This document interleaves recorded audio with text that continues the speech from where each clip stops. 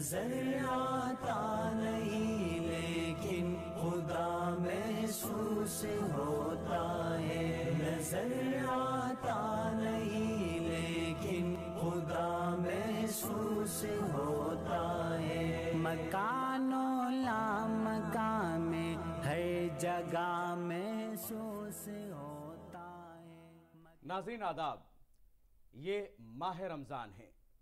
بلا شبہ رمضان فیض و برکات کا مہینہ ہے۔ رمضان مہینہ ہے روحانی تربیت کا، رمضان مہینہ ہے تقوی کا، پرہیزگاری کا، یہ مہینہ ہے نزول قرآن کا۔ اس مہینے میں ایک ایسی رات بھی ہے جو 1000 مہینوں سے افضل ہے۔ اسلام میں جن عبادات کو فرض کیا گیا ان میں سے ایک ہے روزہ، اور تمام عبادات میں روزے کو کافی اہمیت حاصل ہے۔ اس کا اندازہ اسی بات سے لگایا جا سکتا ہے کہ اللہ تعالیٰ فرماتے ہیں کہ روزہ میرے لیے ہے اور میں ہی روزے کا بدلہ دوں گا۔ ذرا سوچئے کہ آپ کے سامنے طرح طرح کی نعمتیں بکھری ہیں اور آپ نہ کچھ کھا رہے ہیں نہ کچھ پی رہے ہیں۔ یہ وہ لمحہ ہوتا ہے جو آپ کو احساس دلاتا ہے ان لاکھوں کروڑوں انسانوں کا جو آج بھی بھوک اور پیاس کی شدت برداشت کرتے ہیں۔ یونائٹڈ نیشن یعنی اقوام متحدہ اور یورپی یونین کی ایک رپورٹ کے مطابق گزشتہ سال 11 کروڑ 13 لاکھ لوگوں نے سخت بھوک مری کا سامنا کیا۔ اقوام متحدہ کی ایک رپورٹ یہ بھی بتاتی ہے کہ ہر سال 30 لاکھ سے زائد بچے بھوک مری یا غذا کی کمی کی وجہ سے مر جاتے ہیں۔ روزہ ہمیں احساس دلاتا ہے اس بھوک کا، اس پیاس کا، اور نہ صرف احساس دلاتا ہے بلکہ یہ ذمہ داری بھی ہمارے اوپر عائد کرتا ہے کہ ہم آگے بڑھ کر اپنے ان بھائیوں کے لیے کچھ کریں، ان کی مدد کریں۔ آج ہم یہ خاص پیشکش لے کر کے آپ کی خدمت میں حاضر ہیں جس کا نام ہے پیغام رمضان۔ ہمارے ساتھ اسٹوڈیو میں موجود ہیں 3 خاص مہمان۔ ہمارے پہلے مہمان ہیں شاہ ولی اللہ انسٹیٹیوٹ کے چیئرمین حضرت مولانا مفتی عطاء الرحمن قاسمی صاحب۔ ہمارے دوسرے خاص مہمان ہیں ڈاکٹر امام عمیر احمد الیاسی صاحب، چیف امام آل انڈیا امام آرگنائزیشن۔ اور ہماری تیسری خاص مہمان ہیں ایمن تنزیل صاحبہ جو ادیبہ ہیں اور آج ہمارے ساتھ موجود ہیں اس پروگرام میں۔ آئیے اب کوشش کرتے ہیں رمضان کی فضیلت اور رمضان کے مقصد کو سمجھنے کی۔ میرا پہلا سوال مفتی عطاء الرحمن قاسمی صاحب سے۔ سب سے پہلے آپ سبھی کا بہت بہت استقبال ہمارے اس پروگرام میں۔ مفتی صاحب، روزہ جو اللہ اور بندے کے درمیان کی ایک چیز ہے، اس کا مقصد کیا ہے اگر ہم اس کا مقصد سمجھنا چاہیں؟ بسم اللہ الرحمن الرحیم۔ آپ تو حافظ قرآن ہیں۔ اللہ تعالیٰ نے فرمایا ہے یا ایھا الذین آمنوا کتب علیکم الصیام کما کتب علی الذین من قبلکم لعلکم تتقون۔ اے ایمان والو، تم پر روزہ فرض کیا گیا۔ میں عرض کرتا ہوں کہ یا ایھا الذین آمنوا، اے ایمان والوں سے اللہ نے خطاب کیا ہے۔ ایمان کا تعلق قلب سے ہوتا ہے، دل سے ہوتا ہے، اور اسلام کا تعلق ظاہر عمل سے ہوتا ہے۔ چونکہ روزہ مخفی عمل ہے، چھپا ہوا عمل ہے، اس لیے اللہ تعالیٰ نے یہاں فرمایا اے ایمان والو، تم پر روزے فرض کیے گئے۔ صوم کے معنی ہوتا ہے الصوم الامساک عن الاکل والشرب والجماع، کھانے پینے اور حق کے جوزیت سے اپنے آپ کو روک لینے کا نام روزہ صوم ہے۔ آپ انسائکلوپیڈیا وغیرہ آپ دیکھیں گے تو یہود کے یہاں جو روزہ تھا، جب کوئی مصیبت نازل ہونے والی ہوتی تو روزہ رکھ لیتے تھے، یا کوئی ماتمی ماحول ہوتا تھا تو روزہ رکھتے تھے، یا کوئی الہام کو اپنے اوپر طاری کرنا ہوتا تو روزہ رکھتے تھے۔ اگر ہم انسانیت کی بات کریں، اگر ہم بات کریں بھائی چارے کی، انسان کو انسان سے جوڑنے کی، تو اس میں روزہ کس طرح تعاون رکھتا ہے؟ ابھی حال ہی کی ایک واقعہ آپ کے سامنے پیش کر رہا ہوں. ابھی دبئی کے اندر ایک گردوارہ ہے، اور وہ گردوارے میں روزانہ وہاں پر روزداروں کے لیے افطار کا روز انتظام ہے، اور ساتھ میں گردوارے کے اندر بھی نماز کا بھی انتظام کیا گیا ہے. ابھی آپ نے دیکھا ہوگا ایودھیا کے بڑے 2 مندر ہیں وہاں پر روزانہ اس سمے افطار ہو رہی ہے، نماز ہو رہی ہے، سارے لوگ مل کر روزہ کھول رہے ہیں. ابھی ایک آٹو چالک، مجھے بڑا اچھا لگا، ابھی آج کے پیپرز میں بھی آیا ہے، ایک آٹو چالک ہے، دنیش نام کا بچہ ہے. اس شخص نے کہا ہے کہ اس نے اپنے آٹو پہ لکھا ہے کہ میں اب روزداروں کے لیے میرے یہاں فری ہے. یہ کتنی اچھی بات ہے، یہ پیغام ہے، یہ جوڑنے کا، لوگوں کو آپس میں ملانے کا. اب آپ سوچئے کہ میری مسجد کستوربا گاندھی مارگ پر ہے، میرے یہاں مہینے پہلے سے یہ طے ہو جاتا ہے کہ جی اگروال صاحب کہتے ہیں جی شربت میرا لگے گا، گپتا جی کہتے ہیں کہ جی دیکھیے جی اس میں جو پھل کا جو انتظام ہے میری ذمہ دے دیجئے، ایک جو ہے شرما جی کہتے ہیں جی دودھ میری طرف سے پرماننٹ آئے گا مدر ڈیری سے، اس کا پورے مہینے کا ذمہ داری میری ہے. اور ایک ہمارے نیگی جی ہیں، وہ کہہ رہے ہیں جی برف میرے یہاں سے آئے گا. آپ کیا سمجھتے ہیں یہ کتنا بڑا پیغام ہے؟ جب ہم دوسرے کی عزت کریں گے، دوسرا ہماری عزت کرے گا. ہم ایک دوسرے کے دھرموں کا، مذہبوں کا آدر سمان کرنا سیکھیں، اپنے آپ سا ہو جائے گا. یہ آپسی بھائی چارہ بھی پیغام دیتا ہے. روزے کی بات جہاں تک ابھی بات آئی، مفتی صاحب نے بھی بات کہی، روزہ بنیادی چیز کیا ہے کہ روزہ آپ کی آتما کو، روح کی پاک کرتا ہے. روزہ آپ کے شریر کو، آپ کے جسم کو صحت مند کرتا ہے. یہ بہت بڑی چیز ہے. روزے ہمارے ہندو بھائی بھی رکھتے ہیں، نوراترے آتے ہیں ہمارے. ابھی آج کل ہمارے ہاں آج سے نہیں پہلے سے بہت چلن ہے. ہم نے دیکھا ہے کہ نوراترے کے موقع پہ ہمارے مسلمان بھائی مسجدوں کے باہر شربت بھی دے دیتے ہیں، ثابت پھل بھی تقسیم کرتے ہیں. اس ملک کی خاص بات بھی یہی رہی ہے ہمیشہ سے. ہم ایک دوسرے کا پیار کرتے ہیں، ایک دوسرے کا سمان کرتے ہیں. 6 گھر ادھر 6 گھر ادھر سے پیچھے آپ کا پڑوسی کوئی بھی ہو، آپ کا روزہ اس وقت مکمل نہیں ہو سکتا اگر آپ کا پڑوسی بھوکا ہے. آپ اپنی تکلیف کو سمجھیں، اپنے دوسرے کے تکلیف کو، احساس کو سمجھیں. ہمیں اس کی طرف بڑھنا چاہیے. یہ اس طرف ہمیں، یہ بھی عبادت ہے. دوسروں کا بھلا کرنا، دوسروں کے لیے اچھا سوچنا، چیریٹی کرنا، یہ عبادت میں شمار ہے.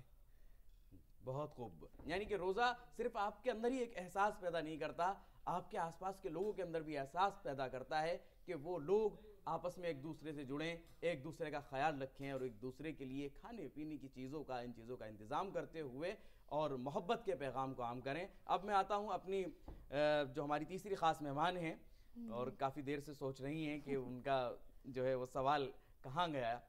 اور ظاہر سی بات ہے ایک سوال آپ کی طرف ضرور آتا ہے، کیونکہ خواتین کی ایک بڑی ذمہ داری ہوتی ہے گھر کے اندر، اور یہ مہینہ عبادت کا ہے. بالکل. مردوں کا زیادہ تر جو وقت ہے وہ مساجد میں ہوتا ہے یا کام کے لیے گئے ہوتے ہیں، لیکن گھر کے اندر کتنی ذمہ داری بڑھ جاتی ہے. تو آپ کس طرح سے اس رمضان میں آپ کو جو عبادات ہیں وہ بھی کرنی ہیں، اور کس طرح گھر کو بھی آپ کو مینیج کرنا ہوتا ہے؟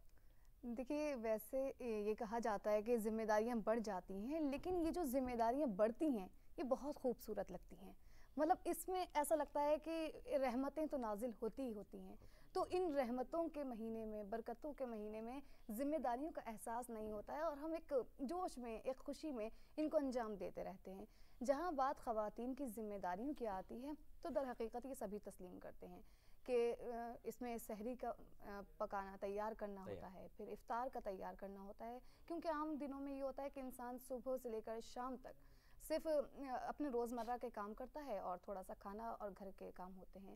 لیکن اس میں ایسا ہوتا ہے کہ سحری پکانا ہوتی ہے، تو کچھ خواتین سحری کے بعد آرام نہیں کرتی ہیں، وہ اپنے جو گھریلو کام ہے سوچتی ہیں کہ ابھی تھوڑا سحری کھائی ہے تو تھوڑا سا انرجی ہوگی، وہ اپنے اور بقیہ کام سمیٹ لیتی ہیں.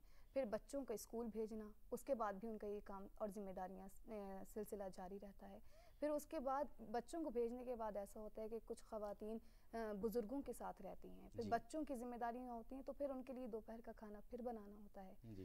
پھر اپنی عبادات، اپنے قرآن کی تلاوت، پھر اپنے آس پاس کے لوگوں کا بھی دھیان رکھنا. پھر ان کا ایک سلسلہ شروع ہو جاتا ہے افطار کے لیے، پھر افطار کے بعد پھر یہی سلسلہ رہتا ہے. تو یہ ایک جو سرکل ہے جو پورے مہینے چلتا ہے تو یہ بہت خوبصورت لگتا ہے. حالانکہ تھوڑا آرام کم ملتا ہے لیکن عبادات اور ان ذمہ داریوں میں، کیونکہ ایسا ہوتا ہے نا کہ لیکن آرام کم اور فضیلت زیادہ.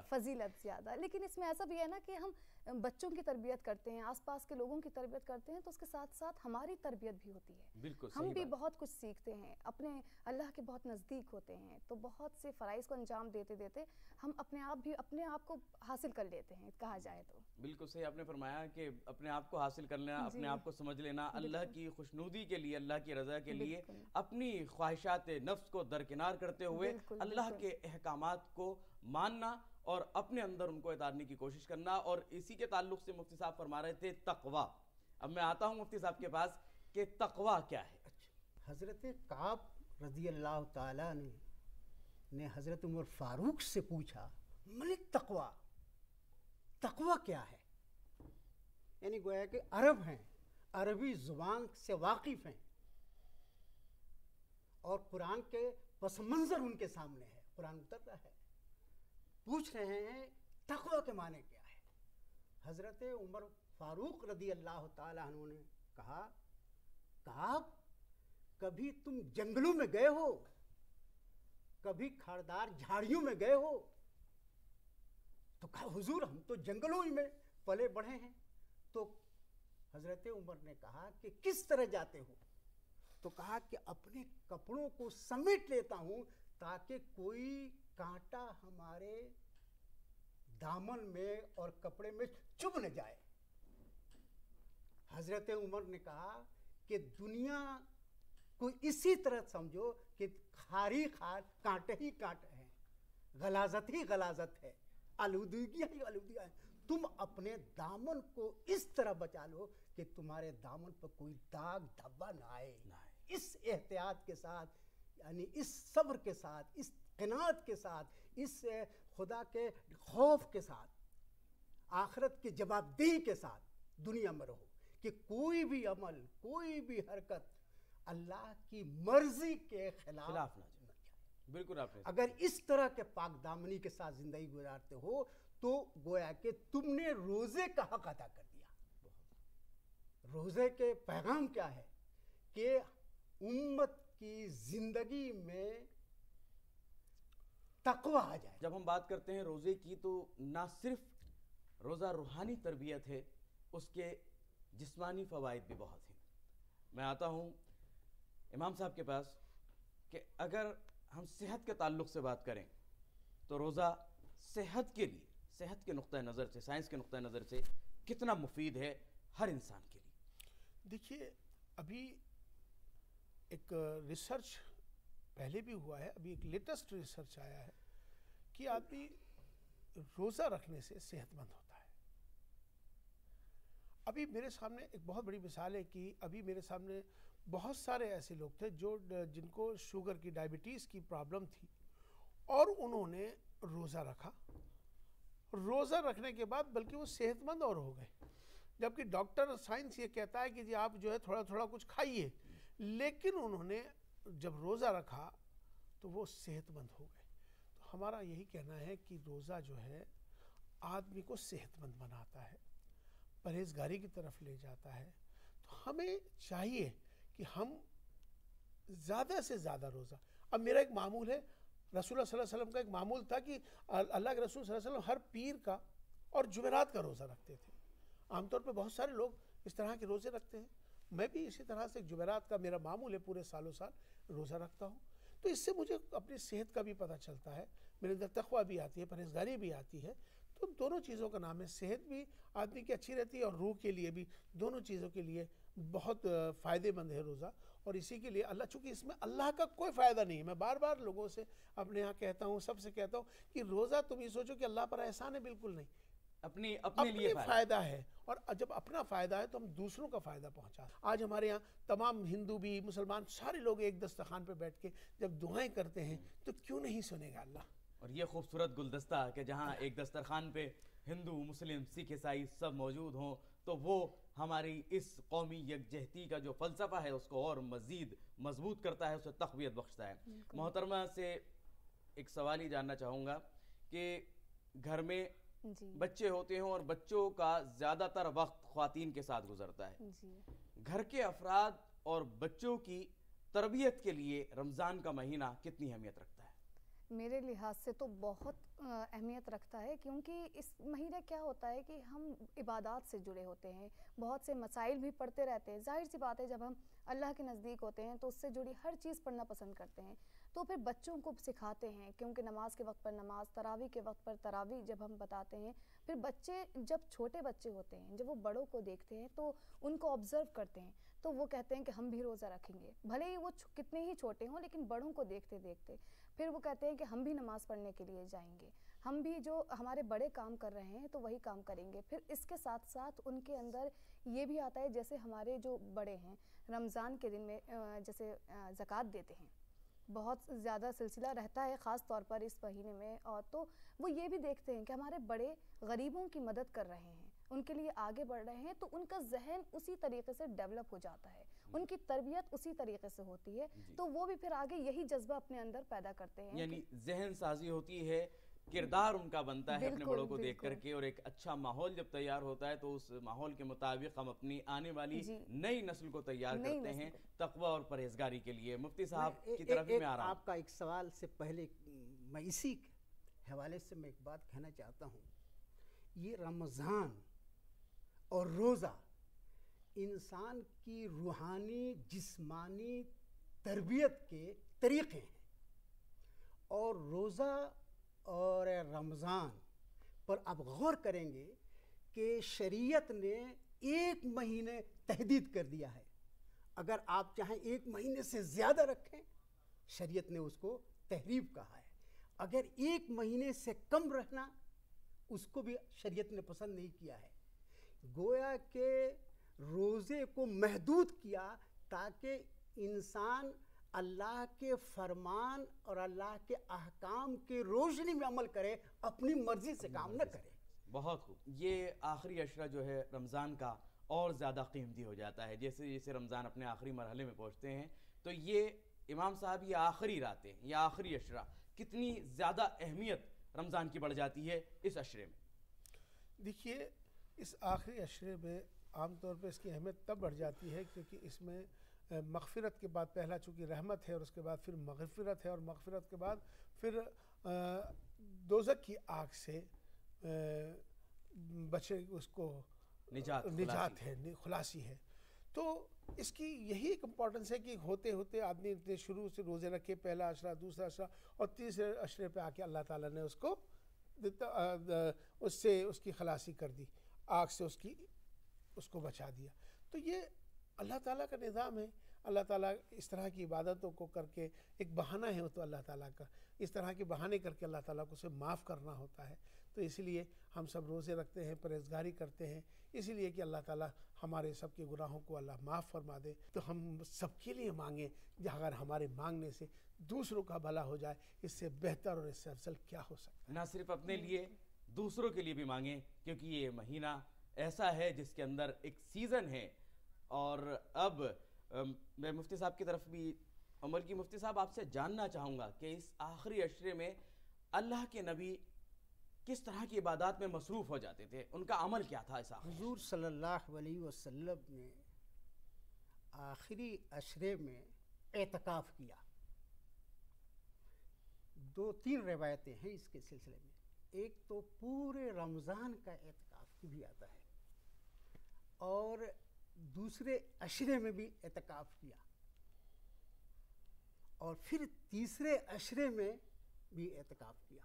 جب دوسرے عشرے میں تو صحابہ سے کہا کہ میں نے اعتکاف کیا تھا فلاں چیز کو، شب قدر کو ڈھونڈنے کے لیے، لیکن وہ اور بعض روایتوں میں آتا ہے کہ حضور صلی اللہ علیہ وسلم کو بتلا دیا گیا تھا، لیکن یہ جو ہمارا اور سماجی جھگڑے ہیں، بھائی بندوں کے جھگڑے ہیں، وہ جھگڑ رہے تھے، اس لیے حضور کے ذہن سے اس چیز کو، تو گویا کہ حضور صلی اللہ علیہ وسلم نے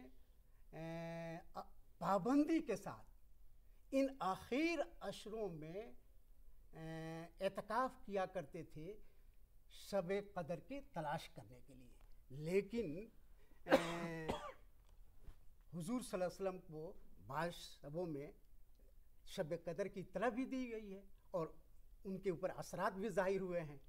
تو یہ بڑا مقدس رمضان جو ہے مولانا، ایک تو روزہ رکھنا، پھر تراویح کا اہتمام کرنا، پھر اعتکاف کرنا، اور اعتکاف میں آپ کا رشتہ براہ راست اللہ رب اعلیٰ سے ہو جاتا ہے، حق جل مجدہ سے ہو جاتا ہے. لیکن بعض وقت اعتکاف بھی اگر کسی کی ضرورت پیش آ جائے تو بعض صحابہ کا عمل ہے کہ انہوں نے گویا کہ اعتکاف کو توڑ دیا ہے. یعنی اپنی عبادات سے بھی بالا تر ہو کر دوسروں کی مدد کرنی، کیونکہ اللہ کے نبی نے فرمایا تھا کہ یہ غمخواری کا مہینہ ہے، صرف عبادت کے ساتھ ساتھ ان غریبوں کا بھی خیال رکھنا ہے. اور اس لیے کہ اس رمضان کو جی شہر الصبر کہا گیا ہے، صبر کا مہینہ ہے، صبر تقوی کا مہینہ. جی مواسات، غمخواری کا، ہمدردی کا، ہمدردی کا، جو رواداری کا. تو میں اب چند سوال جو ہیں میں پوچھنا چاہوں گا. کام کاجی جو ہماری مہیلائیں ہیں، خاص طور سے خواتین جو اکثر کیا نام ہے کہیں کام کرتی ہیں، ان کے لیے کس طرح سے مینیج کرنا ہوتا ہے رمضان کے اندر؟ جو رمضان کا مہینہ ہے تو اس میں ان کو اپنی عبادات بھی مینیج کرنا ہے، اپنا گھر کا کام بھی دیکھنا ہے، تو وہ زیادہ تر یہ کرتی ہیں کہ سحری کے بعد اپنے کام کرتی ہیں، جو گھریلو کام ان کو نپٹانا ہوتے ہیں وہ ان کاموں کو نپٹا کر اس کے بعد پھر اپنے کام پر جاتی ہیں، جہاں آفس یا جہاں پہ بھی وہ جاب کرتی ہیں. پھر آنے کے بعد ان کو عبادت کا وقت ملتا ہے، پھر اس عبادت کے بعد ان کو افطاری بنانی ہوتی ہے، پھر ساتھ میں بچوں کا دھیان رکھنا ہوتا ہے، پھر افطاری کے بعد پھر وہ اپنے جو کچھ کام رہ جاتے ہیں کیونکہ اگلے دن کی تیاری کرنا ہوتی ہے ان کو، پھر ان کاموں کو بھی دیکھنا، پھر اگلے دن کا بھی دیکھنا، اور پھر اس کے ساتھ میں جو گھریلو ذمہ داریاں ہیں. پھر کچھ خواتین یا کچھ لوگ عبادات جو ہیں تراویح کے بعد بھی پسند کرتے ہیں. اب یہ تو اپنا انسان کا وقت ہوتا ہے کہ جب وہ پسند کرے. تو لیکن اگر میں کل ملا کر کے یہ سوال آپ سے پوچھوں کہ خواتین کو رمضان کا مہینہ اور رمضان کے مہینے کے جو اعمال ہیں اندر وہ کتنے پسند ہیں اور اس کا کتنا انتظار رہتا ہے؟ رمضان کے مہینے کا انتظار تو بہت رہتا ہے، ایک بہت زیادہ خوشی کا جذبہ رہتا ہے، کیونکہ خواتین میں عموماً یہ دیکھا جاتا ہے کہ رمضان کے شروعات سے ہی، ابھی جب یہ ہوتا ہے کہ رمضان شروع ہونے والے ہیں، گھر کے کام جو کہ گھر کے کچھ سامان ہوتے ہیں، اپنی خریداری، بچوں کی خریداری سب وہ کر کے رکھتی ہیں. زیادہ تر خواتین یہ سوچ کر کہ رمضان میں ظاہر سی بات ہے لوگ نظر انداز کرتے ہیں بازار جانا، تو اس وجہ سے وہ پہلے سے اپنی خوشی اسی میں ان کی ظاہر ہوتی ہے کہ گھر کے جو سامان ہیں وہ بھی پہلے سے آ جائیں، اور جی تمام گھر کے جو افراد ہیں ان کے لیے بھی تیاری کرنی، اور عبادات کا ثواب بھی زیادہ، اور اس کے ساتھ ساتھ جو خریداری ہے وہ بھی زیادہ. اور اب میں آ رہا ہوں مولانا کی طرف اپنے ایک چھوٹا سا ایک سوال لے کر کے کہ غمخواری کا مہینہ، ہمدردی کا مہینہ، اس کے ساتھ ساتھ ہمیں یہ احساس بھی ہے کہ ہمارے بھائی بھوکے بھی ہیں، پیاسے بھی ہیں اس دنیا میں نہ جانے کہاں کہاں، اور پھر یہ ہمارے پاس ذمہ داری بھی ہے کہ زکوٰۃ، امداد، فطرہ، خیرات، یہ تمام کانسیپٹ کس طرح سے انسانوں کو آپس میں جوڑتے ہیں، اور اسلام کے تحت مسلمان کے اوپر یہ ذمہ داری عائد ہوتی ہے کہ وہ اپنے دیگر بھائیوں کے بارے میں بھی بے انتہا اپنی جو ہے خزانوں کو پھیلا دیں اور ان کی مدد کریں.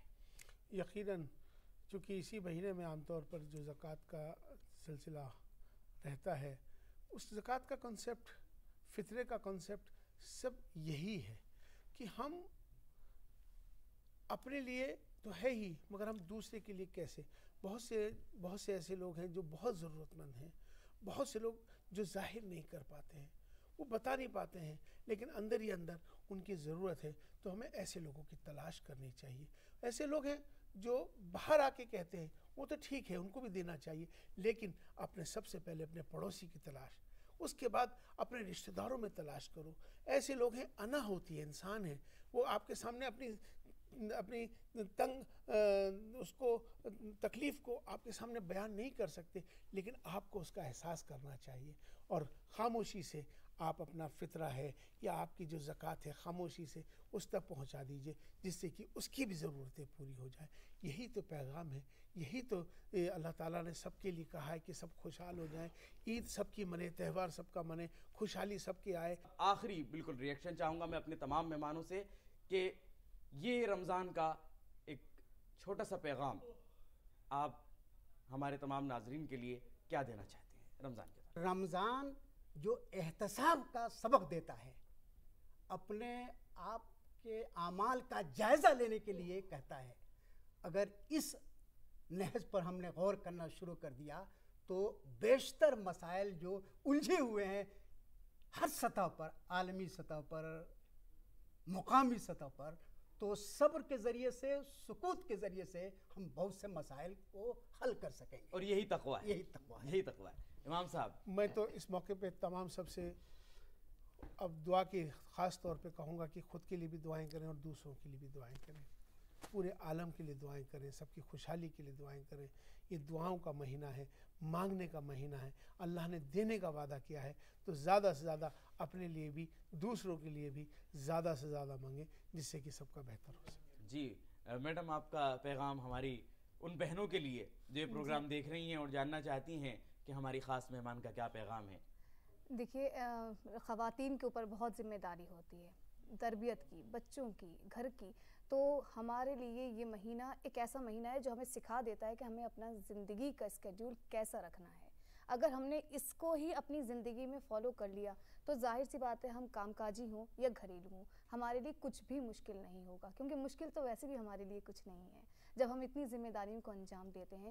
ساتھ ہی ساتھ ہمیں اپنے آس پاس والوں کا بھی خیال رکھنا ہے. ہمیں ان بہت سے بچوں کا، کیونکہ جب ہم اپنے بچوں سے محبت کرتے ہیں تو دوسروں کے بھی احساس ہوتا ہے کہ وہ کس طریقے سے رمضان گزار رہے ہیں.